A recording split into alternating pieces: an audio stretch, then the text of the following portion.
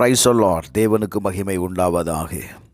ஆண்டவராகிய இயேசு கிறிஸ்துவின் நாமத்தினாலே இந்த காலவேளையில் உங்கள் யாவரையும் நான் வாழ்த்துகிறேன். இந்த நாளுக்கான தேவனுடைய வார்த்தை ரோமர் 8வது அதிகாரம் 14வது வசனம். மேலும் எவர்கள் தேவனுடைய ஆவியினாலே நடத்தப்படுகிறார்களோ அவர்கள் தேவனுடைய புத்திரராய் இருக்கிறார்கள். என கண்பானவர்களே, வேதம் சொல்லுகிறது, தேவன் நமக்கு ஒரு அடையாளத்தை கொடுக்கிறார். அவருடைய பிள்ளை என்கிற ஒரு அடையாளத்தை கொடுக்கிறது மாத்திரமல்ல, தேவன் நம்முடைய வாழ்க்கையை ஆவியானவர் என்ன செய்கிறார் அப்படின்னா, பரிசுத்த ஆவியானவர் ஒவ்வொரு விசுவாசியுடைய வாழ்க்கையிலையும் சாதாரணமாய் அவர் செயல்படுகிறது இல்லை.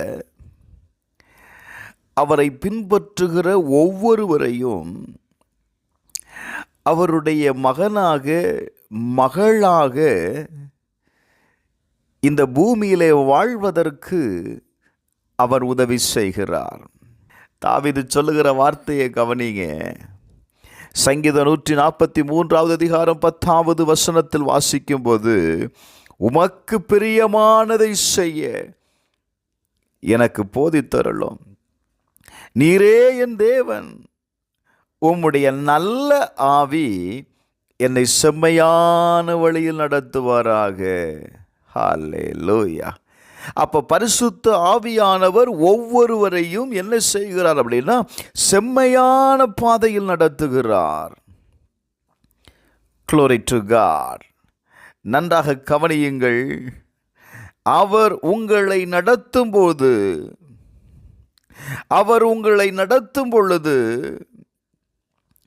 உங்களுக்குள் ஆவிக்குரிய கனிகள் செயல்பட ஆரம்பிக்கிறது.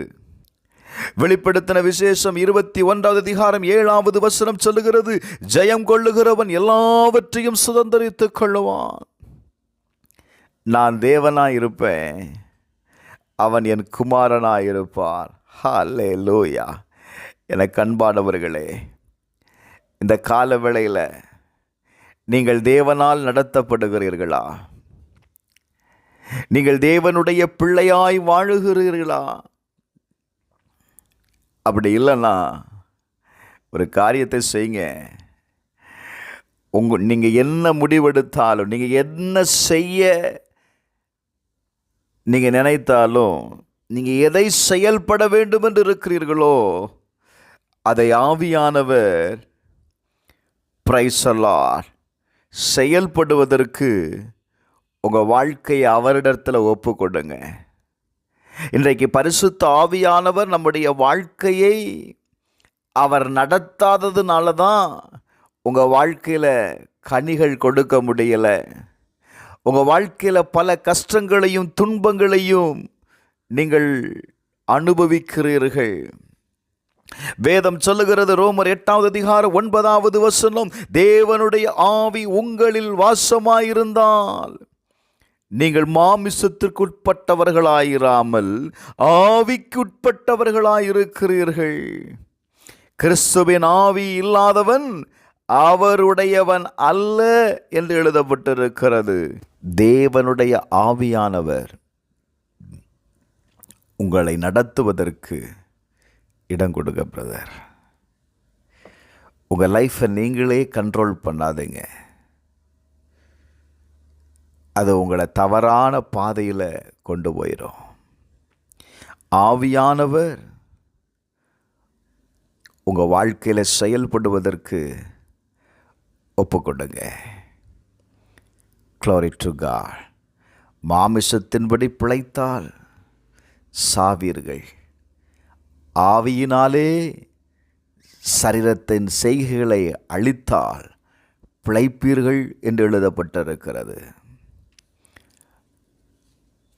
உங்களுடைய வாழ்க்கையில் செயல்படுகிற எல்லா காரியத்தையும் அழித்து ஆவியினால் நடத்தப்படுவதற்கு உங்கள் சரீரத்தை ஒப்புக்கொடுங்க. நான் இப்படி சொல்லி முடிக்கிறேன். ரோமர் 8:8 வாசிக்கும்போது, மாமிசத்திற்குட்பட்டவர்கள் தேவனுக்கு பிரியமாக இருக்க மாட்டார்கள். உங்கள் வாழ்க்கை ஆவியினால் நடத்தப்பட்டால் மட்டுமே தேவனுக்கு பிரியமானவர்களாய் உங்களால் வாழ முடியும். தேவனுக்கு பிரியமான காரியங்களை செய்ய முடியும். தேவனுக்கு பிரியமான ஆராதனையை உங்களால் செய்ய முடியும். இந்த காலவேளையில் தேவனுடைய ஆவியினால் உங்கள் சரீரம் நடத்தப்படுவதற்கு ஒப்புக்கொடுங்க. ஆவியானவர் உங்கள் வாழ்க்கையில் சரியான செம்மையான பாதையில் உங்களை நடத்துவதை நீங்கள் பார்ப்பீங்க. செபிப்போமா. எங்கள் பரலோக பிதாவே, இந்த கால வேளைக்காக நன்றி அப்பா. ஆண்டவரே, இதுவரையிலும் நாங்கள் கரடு முரடான பாதையில் நடந்து வந்துட்டோம். கஷ்டமான பாதைகளில் நடந்து வந்துட்டோம்ப்பா. இந்த காலவேளையில் ஆவியானவருடைய கரத்தில் எங்களை ஒப்பு கொடுக்கிறோம். ஆவியானவர் எங்களை நடத்தும்படி எங்களை அர்ப்பணிக்கிறோம். செம்மையான பாதையில் அவர் நடத்துவாராக. இயேசுவின் நாமத்தில் பிதாவே, ஆமென்.